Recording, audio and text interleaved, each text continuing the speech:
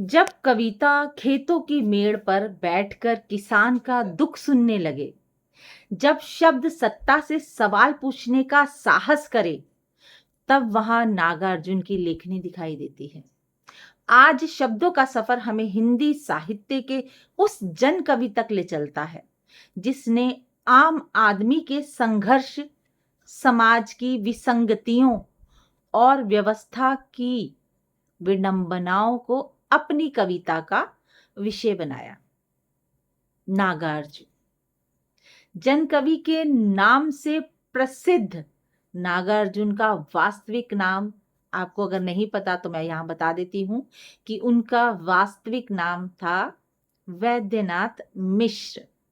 उन्होंने हिंदी और मैथिली दोनों भाषाओं में विपुल लेखन किया।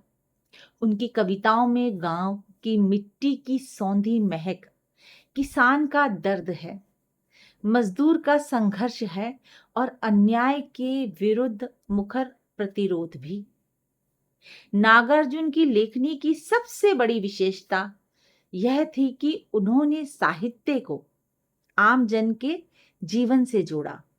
उनकी कविता किसी मंच या पुस्तक तक सीमित नहीं रही, बल्कि जन जन की आवाज बनकर सामने आई।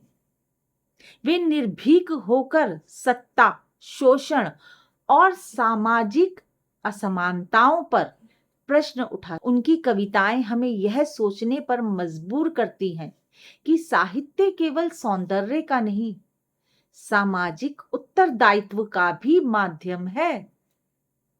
नागार्जुन का साहित्य हमें सिखाता है कि सच्चा लेखक वही है जो जनता के सुख दुख में शामिल हो, उनकी आवाज को शब्द दे और समय के कठिन प्रश्नों से आंख मिलाने का साहस रखे।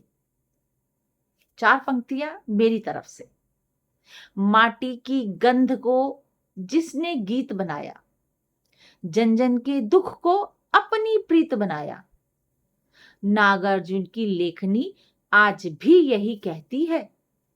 साहित्य ने तभी सार्थकता पाई जब उसने इंसान को अपना मीत बनाया।